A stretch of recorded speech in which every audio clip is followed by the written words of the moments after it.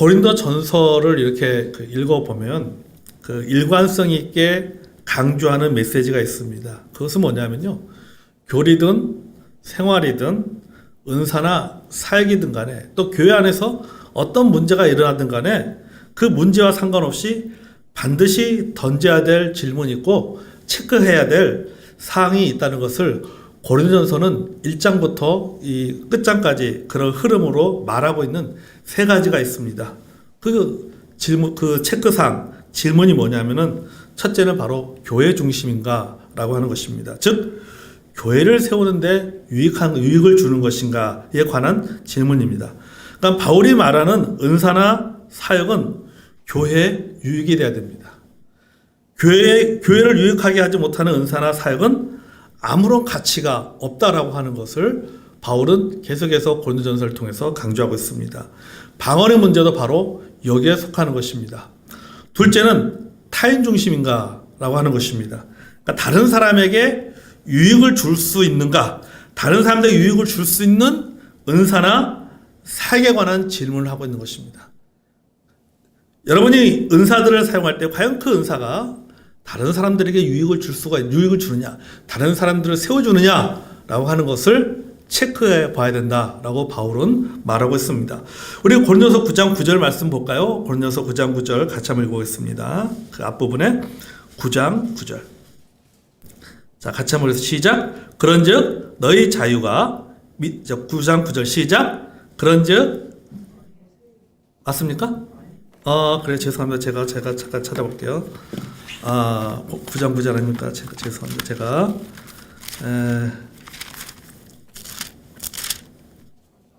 죄송합니다. 8장 9절이네. 예, 죄송합니다. 네, 8장 9절인데 8장 9절. 자, 8장 9절입니다. 자, 시작. 그런즉 너희 자유가 믿음이 약한 자들에게 걸려 넘어지게 하는 것이 되지 않도록 조심하라. 아멘. 자, 여기 말씀은 사실 음식에 관한 문제잖아요. 음식에 관한 너가 자유롭게 음식을 먹을 수가 있다라고 하는 것이죠. 그러나 그러한 자유가 있다 할지라도 그 자유가 믿음이 약한 자들에게 걸려 넘어지게 되는 것이 되어서는 안 된다라고 하는 것이죠. 이 말은 뭡니까? 너가 자유가 있다 할지라도 그 자유가 다른 사람에게 유익을 주는 것이어야 된다라고 하는 것을 말하고 있는 것입니다. 이 다른 사람에게 유익을 줘야 된다라고 하는 이 원리는 우리가 음식을 먹을 수 있는 자유에만 국한되는 것이 아니라 우리가 그 원리는 모든 일에 다 마찬가지다라고, 모든 일에서 다른 사람들의 믿음을 세워주는 것이 되어야 된다라고 하는 것입니다. 셋째는 가치 중심인가인 것입니다. 자, 내가 하는 은사나 사역이 가치가 있는 것에 관한 질문입니다. 과연 그것이 가치가 있는 것이냐라고 하는 것이죠.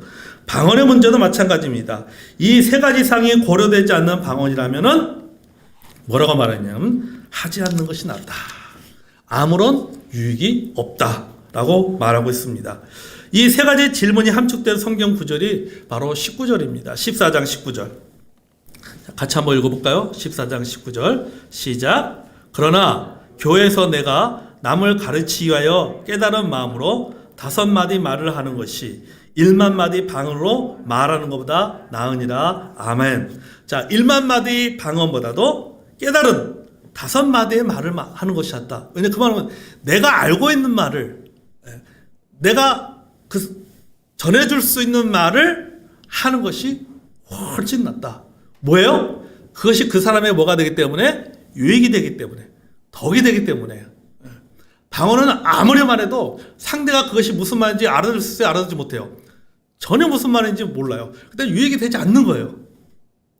그러니까 유익이 되지 않는 1만 마디의 말보다는 상대에게 유익을 주고 덕을 세우는 5마디의 말을 하는 것이 훨씬 낫다라고 말하고 있는 것입니다. 자, 좀 더 구체적으로 들어가 보면은 이 본문에서 보면 바울은 이 방언의 은사에 대해서 부정적인 견해를 갖고 있습니다. 정확히 말하면 당시에 방언으로 자신을 드러내고 남을 판단하고 교회의 질서를 무너지게 만드는 사람들에 대해서 강하게 질책하고 있는 것입니다. 우리가 지난주에도 함께 말씀 나눴지만은 무엇을 너희들은 뭐든지 예의 바르고 그다음 뭐예요? 질서 있게 하라라고 말하고 있죠. 그러니까 이 방언의 문제가 뭐니까 교회의 질서를 깨는 일을 한 것이죠. 그래서 바울은 이것에서 굉장히 강하게 지금 부정적으로 이야기하면서 질책을 하고 있는 것입니다. 자, 이 질책하면서 그는 방언에 대해서 두 가지 방향으로 말하고 있습니다. 그 중에 오늘은 한 가지만 말합니다. 그 한 가지는 뭐냐면은 방언으로 말하는 것은 아무런 유익이 없다라고 말하고 있습니다. 그러면 그 내용의 근거가 뭐냐? 그 내용의 중요성을 말하고 있는데요. 자, 2절에 그 근거성이 나오기 시작합니다. 자, 2절 또 읽어볼까요? 자, 14장 2절 시작. 방언으로 말하는 자는 사람에게 하지 아니하고 하나님께 하나니 이는 알아듣는 자가 없고 영어로 비밀을 말함이라. 아멘. 여기 보십시오. 알아듣는 자가 없다라고 말하고 있습니다. 방언은 언어입니다.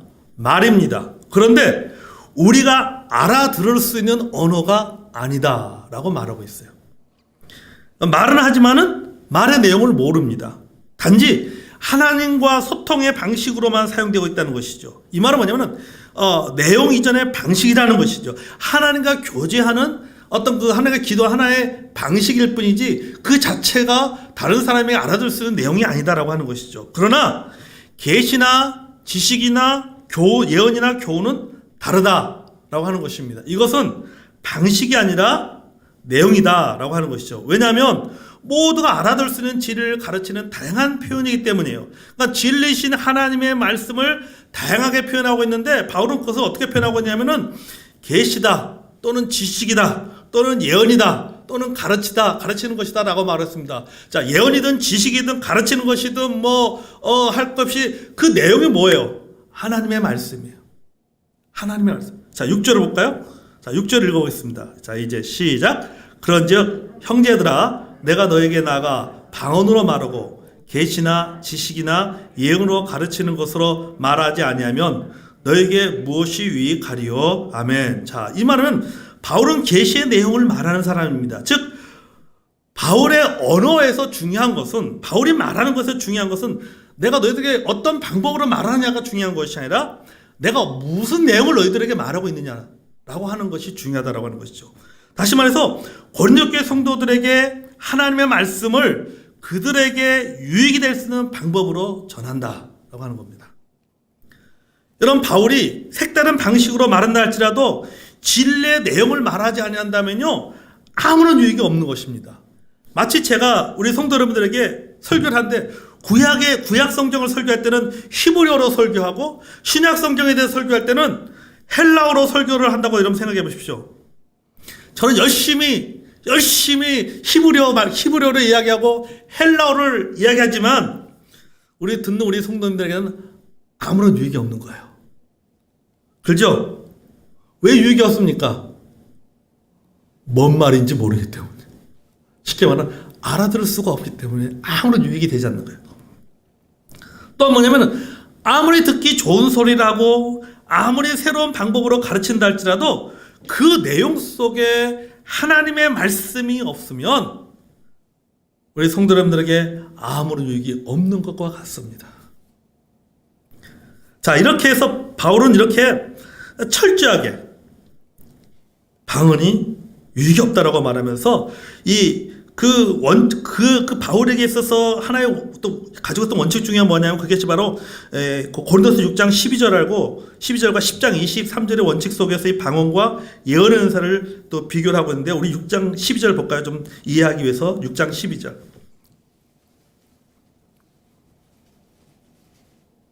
6장 12절 먼저 읽겠습니다. 자, 시작.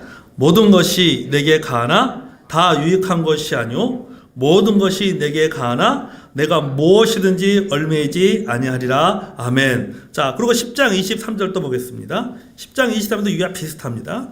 10장 23절. 자, 읽었습니다. 시작. 모든 것이 가하나 모든 것이 유익한 것이 아니오 모든 것이 가하나 모든 것이 덕을 세우는 것은 아니니. 아멘. 자, 이 모든 것은 가하나 가가 뭡니까? 이게 옳을 가짜예요. 그러니까 모든 옳으나 옳다고 해서 그 모든 것이 유익한 것은 아니다. 모든 것이 옳다고 해서 그 옳다고 하는 그것이 반드시 덕을 세우는 것은 아니다 라고 말하고 있는 것이죠. 자, 여러분 그러니까 우리는 여러분 교회 안에서 은사나 직분이나 섬김에 있어서 소위 말해서 옳은 가 옳은 것만 주장하는데 머물러서는 안 된다라고 하는 거죠. 그것이 옳다 할지라도 교회의 유익이나 성도들 어떤 덕이라든지 성도의 유익이나 성도를 세우는 데까지 나가야 된다라고 하는 것입니다. 이것이 바로 성숙한 일꾼의 모습이에요. 바울이 이걸 계속해서 강조하고 있는 거예요. 그것이 옳은 것이나 과연 그것이 옳은 거다 할지라도 그것이 세우는 것이 돼야 된다라고 하는 것이죠. 여러분이 하나님께 주신 그 은사 옳습니다. 맞습니다. 여러분 그 은사들을 얼마든지 사용할 수 있습니다. 그러나 그 은사를 여러분들이 사용하되 그 은사가 하나님 주신 그 은사를 가지고 그것이 교회를 세우고 다른 사람들을 세우는 데 사용돼야 된다라고 하는 거죠. 그런데 만약에 하나님께 여러분에게 은사를 주셨는데 그 은사를 가지고 교회를 세우지 못하고 성도들을 세우지 못하고 오히려 무너지게 만드는 일들이 일어납니다. 왜 그런지 아십니까? 그것은 바로 질서대로 사용하지 않기 때문이라고 하는 거죠. 방언의 문제도 마찬가지입니다라고 합니다. 질서를 깨게 만들기 때문에 그거는 아무런 유익이 없다라고 말하고 있는 겁니다. 이 바울은요, 이 언어와 관련하여 이 그 내용이 없는 어떤 방법, 그러니까 방언이 유익이 없다는 것을 말하기 위해서 두 가지 비유를 그 다음 이제 7절부터 두 가지 비유를 듭니다. 자, 첫째는 뭐냐면 소리의 분별성입니다. 과연 그것이 그 소리가 무슨 소리인지 분별할 수 있느냐라고 하는 것이죠. 그래서 그 소리의 분별성을 설명하기 위해서 소리의 종류를 말하고 있습니다. 7절 보겠습니다. 자, 7절. 자, 시작. 혹, 필이나 검은고 같이 생명이 없는 것들이 소리를 낼 때에 그 음을 분별을 나타내지 아니하면 피리를 부는 것인지 검은 거를 타는 것인지 어찌 알게 되리요. 아멘. 자, 이 방언의 문제를 하나의 예를 드는데 생명이 없는 것을 예로 제시하고 있습니다. 자, 여러분 여기 보면 혹, 필이나 검은고 같이 생명이 없는 것. 자, 여러분 필이나 검은고는요, 여러분 생명이 없는 물체잖아요. 생명이 없습니다. 살아있는 물체가 아닙니다. 그럼에도 불구하고 뭘 내요? 소리를 낸다라고 말하고 있어요. 소리를 내요. 자, 그 소리 속에 뭐가 있냐면 내용이 들어있어요. 생명이 없는 물체에서 나는 소리인데 그 소리 속에 내용이 들었습니다. 그 소리를 통해서 전하고자 하는 메시지가 무엇인지를 안다라고 하는 것이죠. 그것이 기쁜 내용인지 슬픈 내용인지 알 수가 있어요. 그렇잖아요, 여러분. 우리가 필이나 검은 거를 탁 트는 그 연주하는 걸 딱 들으면 그 연주의 곡을 들으면서도 우리가 뭘 느낍니다. 이 곡이 슬픈 사연을 이야기하는 거구나. 아니면 기쁜 어떤 내용을 이야기하는 거구나. 알 수 있죠? 알 수 있습니다. 자, 이렇게 생명이 없는 물체에서 나는 소리에도 내용이 있는데 들으면 뭘 말하는지를 알고 있는데 하물며 생명에 있는 성도들이 소리에 내용이 있어야 하는 것은 당연한 것이 아니냐 하는 메시지를 바울이 말하고 있는 거예요. 그럼 이 말은 뭘 말하고 있는 겁니까? 생명이 있느냐 없느냐가 아니라 듣는 사람이 무슨 말하는지 무슨 내용인지 알아들 수 있어야 된다라고 말하고 있는 거예요. 생명이 없는 것들이 분별이 소리를 낸다면 마땅히 성도들은 분별된 소리, 즉 알아들 수 있는 소리를 내야 된다라고 하는 것이죠. 그래서 바울은 이 메시지를 가르치기 위해서 악기를 예로 든 겁니다. 자, 여러분, 이 피리는요 관악기를 대표합니다. 검은고는 현악기를 대표합니다. 이런 악기 소리를 통해서 우리는 음을 분별합니다. 그러니까 이 소리를 딱 들으면은, 자, 우리가 이렇게 저 안에서, 저 방에서 소리가 딱 들려옵니다. 우리는 안 봤어요. 무슨 악기인지 몰라요. 근데 소리를 딱 들어요. 알 수 있어요. 이게 필 소리인지, 검은고 소리인지, 아니면 다른 악기 소리인지 알 수가 있습니다. 안 보는데, 보지 않았는데, 소리만 듣고도 알 수가 있는 거예요. 그런데, 만일에 피리가 검은고 소리를 내고 검은고가 피리 소리를 낸다고 생각해 보십시오. 소리가 들리기는 들리는데 이게 무슨 소리인지 도대체 알 수가 없는 거예요. 왜 그래요? 검은고가 피리 소리를 내려고 하기 때문에요. 피리가 검은고 소리를 내려고 하기 때문에 그래요. 그렇기 때문에 소리는 나긴 나는데 알아들을 수가 없어요. 자, 방언의 소리를 듣긴 듣는데 여러분 알아들을 수 있습니까? 보니까 알아들을 수가 없어요. 소리는 듣는데 무슨 말인지 전혀 알 수 없습니다. 그것은 마치 뭐와 같은 겁니까? 피리가 검은 거 소리를 내는 것이고 검은 거가 피리를 소리를 내는 것과 똑같다라고 하는 거죠. 전혀 소리는 듣긴 듣는데 무슨 소리인지 전혀 알지 못하는 거죠. 이처럼 성도가 알아들을 수 있는 말을 해야지 다른 사람이 전혀 알아들을 수 없는 말을 한다면 그것은 마치 피리가 검은 거 소리를 내는 것과 같다라고 하는 것이죠. 따라서 정체성에 혼란만 가져오고 아무런 유익이 없다. 방언이 이와 같다라고 바울이 말하고 있는 겁니다.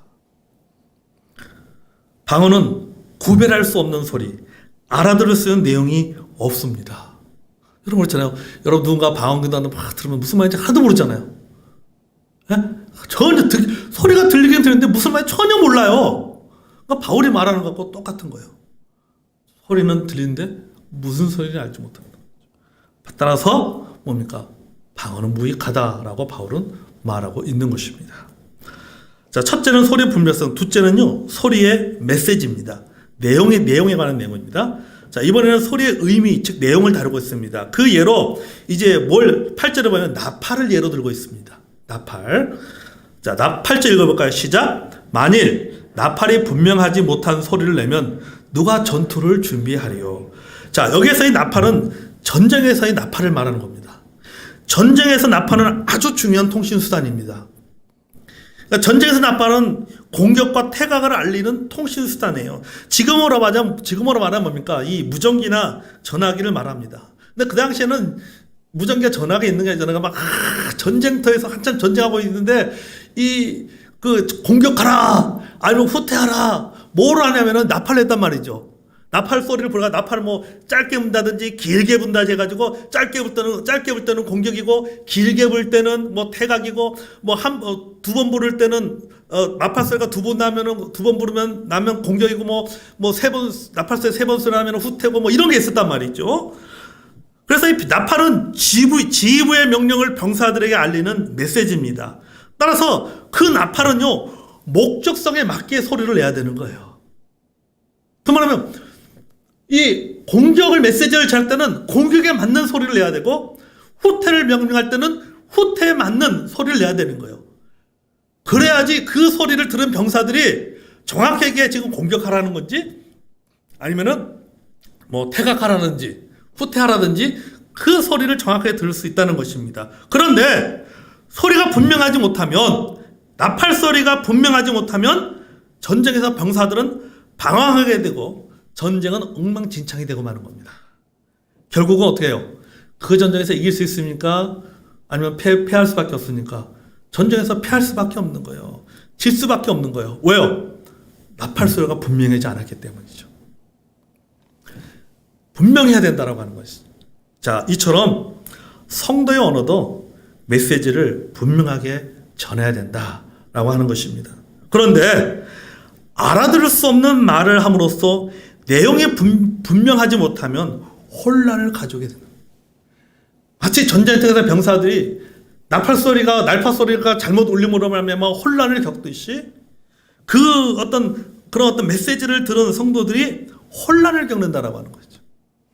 이게 도대체 무슨 말을 하는지 듣기는 들었는데 듣기는 말하는데 내가 듣기는 듣고 있는데 도대체 이게 무슨 말을 하는 건지 알지 못하는 것이죠. 이 말인지 저 말인지 알지 못하는 것이죠. 방언이 이와 같다라고 하는 것이죠. 방언은 분명한 소리를 내지 못하는 나팔과 같다. 그래서 따라서 뭐하라는 거예요? 바울은 유익이 없다라고 하는 거예요. 자, 9절을 보겠습니다. 자, 계속 말하고 있습니다. 같은 흐름으로 말하고 있어요. 9절 읽어볼까요? 시작. 이와 같이 너희도 혀로서 알아듣기 쉬운 말을 하지 아니하면 그 말하는 것을 어찌하리요? 이는 허공에다 말하는 것이다. 아멘. 자, 8절은 나팔을 이야기했는데 9절은 뭘 말하고 있어요? 혀를 이야기하고 있습니다. 이 혀는 누구의 혀? 사람의 혀예요. 사람의 혀. 그러니까 사람의 혀는 우리가 혀가 있어야 말을 하잖아요. 사람의 혀는 분명한 말, 또렷한 말, 알아들 수 있는 말을 내는데 있는 것입니다. 그런데 알아듣지 못하는 말을 한다면 그것은 허공에다 말하는 것과 같다라고 하는 것이죠. 가끔 제가 집에서요, 가끔 애들한테 핀잔을 듣습니다. 뭐냐면요, 아빠 좀 발음 좀 정확히 좀 하세요. 막 그래요. 예, 발음은. 그러니까 어떤 발음은 잘 안 돼요. 이렇게 막 해도 잘 안 되기 때문에. 이게 뭐예요? 이게 혀라고 하는 것이 정확한 발음을 해야 되는데 어떤 것들은 발음을 이렇게 잘못, 이게 잘 안 되는 게 있습니다. 그럼 나는 어라고 말해야 되는데 나갈 때는 아라고 나가요. 나는 어라고 생각해서 말하는데 나갈 때 아라고 말해요. 그럼 들어준 사람은 뭡니까? 아로 듣는 것이죠. 그러니까 분명하지 못, 잘못 전달된 거죠. 아까 8절에 말하는 것처럼 뭡니까? 나팔이 공격 나팔을 부르는데 태극 나팔을 부는 거하고 똑같은 것이죠. 자, 그렇게 이렇게 알아듣지 못하는 말을 한다면 그것은 허공에다 말하는 것과 똑같다는 거죠. 여러분, 허공은 목적이 없잖아요. 목표가 없잖아요. 우리가 누군가에 말할 때는 어떤 대상을 보고 말하는 겁니다. 목적성을 가지고 말하는 건데 방언은 뭡니까? 목적성이 없다라고 하는 것이죠. 그냥 마치 허공에 말하는 것과 똑같다라고 하는 것이죠. 말하는 목적이 상실되고 마는 것이죠. 알아들을 수 없는 말을 하는데 그걸 상대가 어떻게 알아들을 수가 있겠습니까? 자, 세상에, 그러면서 10절을 또 계속 말합니다. 세상의 모든 소리에는 뭐가 있다? 뜻이 있다 라고 말하고 있는 거예요. 10절 읽어보겠습니다. 시작. 이같이 세상에 소리의 종류가 많으나 뜻없는 소리는 없나니. 이 말은 뭘 말하는 거예요? 소리에는 뭐가 있다? 반드시 뜻이 있다 라고 말하고 있는 거죠. 그런데 소리의 뜻이 없다는 것은 허공에 외치는 것과 같다라고 하는 거죠.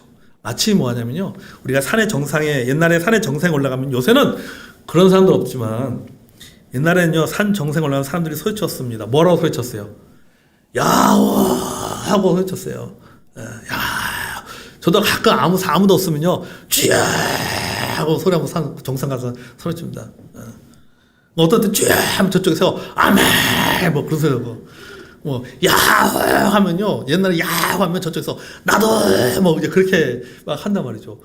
이게 뭡니까? 이게 허공에 소리쳤어요. 근데 무슨 의미가 있는 겁니까? 아무런 의미가 없어요, 사실은요. 이런 것과 똑같은 거예요. 아무런 의미가 없다는 것이죠. 그러면 11절에서는요, 이것을 마치 뭐에 또 이번에 또 외국어에 비유를 하고 있습니다. 그러니까 보세요. 8절에는 뭐예요? 나팔을 얘기하고 있고, 9절은 혀에 대해서 말하고, 이제 10절. 자, 11절에서는 이제 마치 외국어에 비유해서 말하고 있습니다. 자, 11절 읽어볼까요? 시작. 그러므로 내가 그 소리의 뜻을 알지 못하면 내가 말하는 자에게 외국인이 되고 말하는 자도 내게 외국인이 되리니. 아멘. 자, 서로가 무슨 말을 하고 있는지를 뭐 한다는 거예요? 알 수가 없다라고 하는 거예요. 자, 한국 사람하고 미국 사람이 만났습니다. 서로 자기 나라 언어를 말하면 의사소통이 됩니까? 안 됩니까? 안 되는 거예요. 그러니까 서로가 서로에게 누구예요? 외국인이에요. 미국 사람들이 나를 볼 때도 나는 외국인이고, 내가 미국 사람 볼 때도 외국인입니다. 아무리 좋은 내용이 좋아도 서로 답답할 뿐이에요. 지난번 옛날 한번 베트남에 한번 갔을 때요, 여기서 이제 정수기 일회용 컵 있잖아요. 정수기 일회용 컵, 이렇게 사각 종이컵을 가져갔습니다. 가져가가지고, 정수기에 옆에 이렇게 붙이는 거하고, 그 다음에 종이 컵하고 이렇게 같이 박스로 이렇게 선물했습니다. 근데 이 사람들은, 베트남 사람들은 이걸 사용해 본 적이 없어요. 이 정수기용 종이컵을 사용해 본 적. 그러니까 이거 설명을 해줘야 되잖아요. 그래서 우리는 이걸 해서 이렇게 정수기에 있는 물을 받아 먹는 것이다 라고 설명했는데, 그 사람들은 뭐냐면요, 이게 침 뱉는 거 있잖아요. 침 뱉어가지고 버리는 건지 그걸 알고 있는 거예요, 맨 처음에는요. 딱 좋잖아요, 침 뱉기. 침 뱉어가지고 딱 봉지 넣어가지고 버리게. 그렇게 하는 거예요. 이게 뭡니까? 뭐가 안 된 거예요? 소통이 안 된 거예요, 소통이. 나는 그런 뜻이 아닌데, 나는 이런 의도로 말했는데, 상대방은 전혀 다른 의도로 듣고까지 해석한 게 된 것이죠. 그러니까 아무리 좋은 것이고 좋은 내용이라 할지라도 서로 답답한 것입니다. 이게 뭐예요? 소통이 되지 않기 때문에 서로에게 아무런 유익이 없다. 방언이 이와 같다라고 하는 겁니다. 방언이. 그래서 바울이 아까 말한 19절에 말하는 거예요. 1만 마디에 방언하는 것보다 깨달은 5마디 말하는 것이 훨씬 낫다라고 말합니다. 자, 결론. 진짜 12절의 결론을 말합니다. 자, 같이 한번 읽고요. 12절. 시작. 그러므로 너희도 영적인 것을 사모하는 자인즉 교회의 덕을 세우기 위하여 그것이 풍성하기를 구하라. 아멘. 자, 교회의 덕을 세우는 은사. 서로에게 도움이 되는 은사를 구하라고 말하고 있는 것입니다. 그 은사는 방언처럼 나를 세우는 은사가 아니라 또 다른 사람들이 알아듣지 못하는 그런 은사가 아니라 예언처럼 교회를 세우고 남을 세우는 은사를 구하는 것이다. 그래서 말하기를 방언은 아무런 유익이 없다. 왜냐하면 듣는 이에게 뜻없는 소리에 불과하기 때문이다 라고 말하고 있습니다. 그러므로 여러분들이 바울이 그러는 거죠. 그러므로 여러분들이 방언 제일주의 은사에 빠져서 방언의 은사를 구할 것이 아니라 그래서 자기를 높이려고 하지 말고 뭡니까? 교회를 세우고 성도들의 믿음의 은사를 세우는 것이 훨씬 낫다. 왜? 여러분들이 구하는 것은 여러분이 아무리 말을 한다 할지라도 결국은 다른 사람들이 알아듣지 못하는 말이다 라고 하는 것이에요. 사랑하는 성도 여러분, 그러므로 여러분 우리가 하느님 앞에 우리가 그것이 오늘 방언의 예를 들어서 바울은 말하고 있지만 여러분 우리가 무슨 은사를 든지 그 은사가 여러분 참 교회를 세우고 성도들을 세우는 은사를 생하는 자 여러분이 되기를 원합니다. 아멘. 방언은 뭡니까? 뜻없는 소리에 불과하다라고 하는 것입니다. 시간 우리 찬송하겠습니다.